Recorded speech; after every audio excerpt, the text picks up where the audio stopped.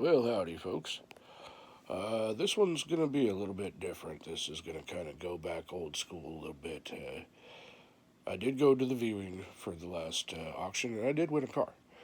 But I wasn't able to get video of all of that because I had guests with me, my aunt and my uncle and my cousin. And they're all brand new to this whole auction scene thing. And I think I might have my uncle hooked. He's all over high bid and shit now. But anywho, so we went down and we looked at a bunch of cars. We looked at, I think, 20 different cars. And a lot of them went for really good prices, actually. So I looked at a few cars that I was bidding on, and there was this one car. It was listed as a non-runner. It's a 2012 Nissan Versa. This is the one that I bought. It was listed as a non-runner. It had been sitting in impound for an awful long time.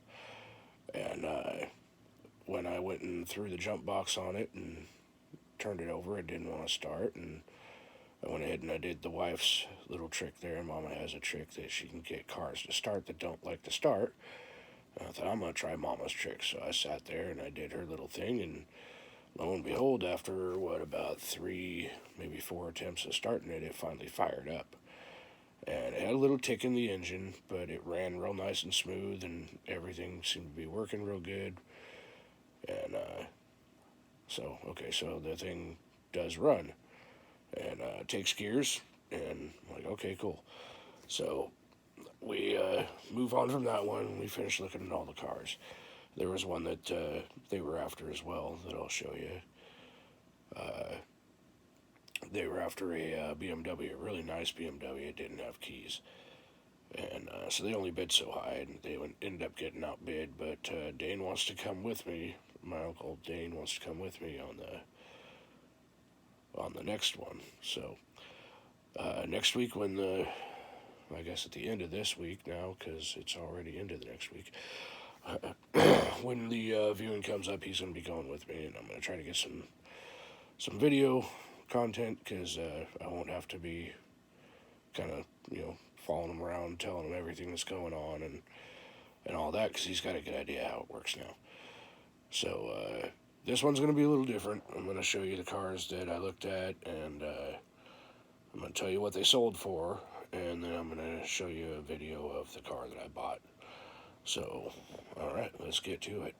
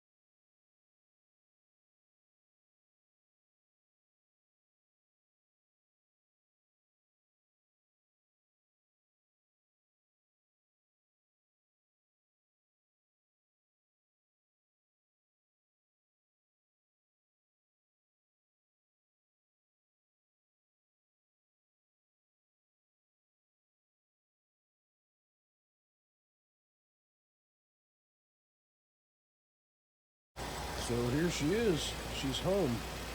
This car was listed as a non-runner, and it actually does run, and it runs really, really well. It's got a little bit of, this and that to deal with, and some stickers to get rid of. A little bit of paint correction on the driver's side here. I don't know how well you can see it. And then interior wise, it is full of dog hair everywhere. But aside from that, good cleaning up. Get my fucking finger out of the way, god damn it. Good cleaning up, and it'll be real nice. It hasn't popped a check engine light yet. It does have a low tire passenger's rear, and it says that it has a low tire there. She has 219,443, so 220,000. Runs real nice and smooth, drives really good. I got this on a $375 bid. I paid just under $4 1/4 out the door. Like I said, it was listed as a non-runner. When I went down and looked at it, I put the jump box on it. The battery's dead. It won't take a charge. But I put the jump box on it and cranked it over, and it didn't want to start. And I just kind of started fiddling with the throttle, leaving the power on, cycling the fuel pump and pumping the throttle to get some fuel up through it, and after a few tries it fired right up, and the motor was making a little bit of a ticking noise, but I figured with as long as this car had been sitting in impound, that was probably gonna be nothing, and sure enough it was. The ticking noise went away after about a mile and a half. So we got a little storage spot right here, I'm assuming for CDs. We got a working stereo that underneath the wall, pigs crawling. Bad. I mean, could probably use some new speakers, but it is what it is. Nice and smooth.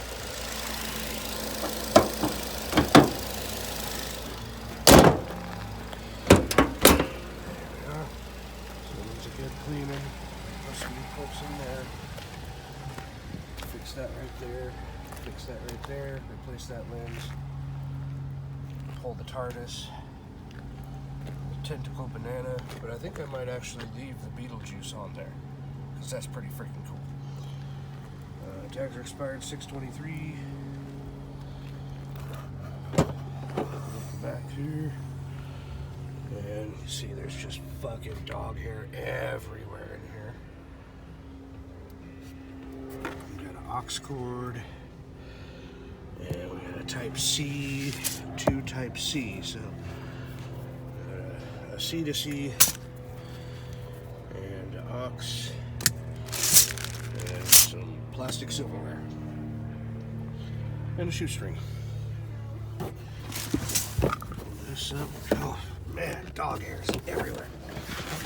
Looks like we might just have... We do. We have the original donut spare in there. Ooh, there's somebody's old gnarly nasty coffee in there. Let's get rid of that. It's just, yeah, no. Okay, so back here we got some garbage. Nothing big. Rubber mat. What's in here?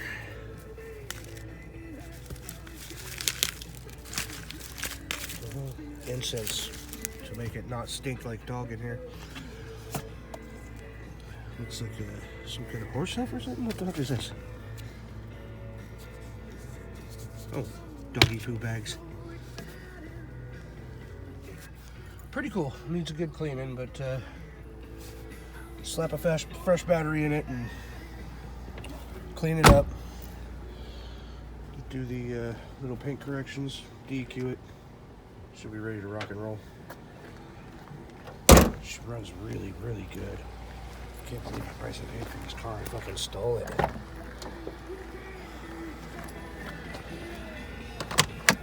Glove box, Star Wars stuff. bags. Nothing special in there. There's this stupid shit I'm gonna have to get rid of. Right here, we got an inhaler. Oh, we got a marijuana vape. Whatever that is. Lemon sugar something or other.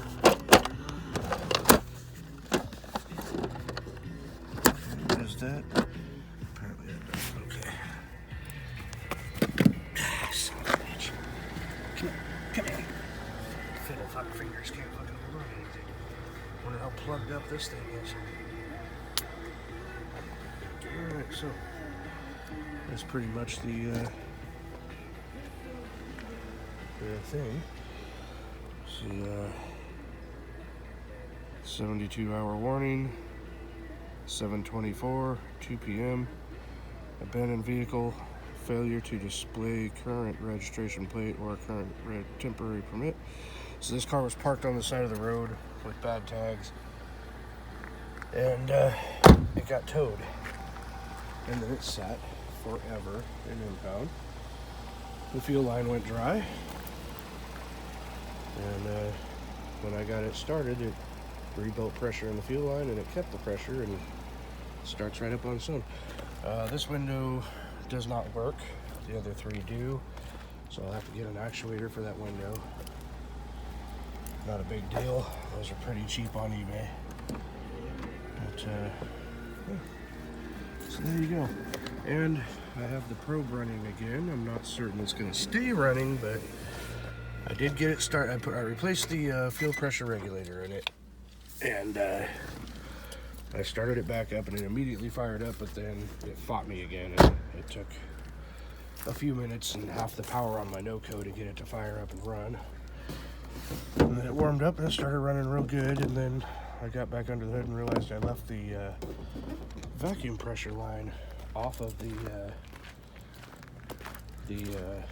fuel pressure regulator, so that could be why it was fighting me so hard to start, because it didn't have vacuum going to the diaphragm.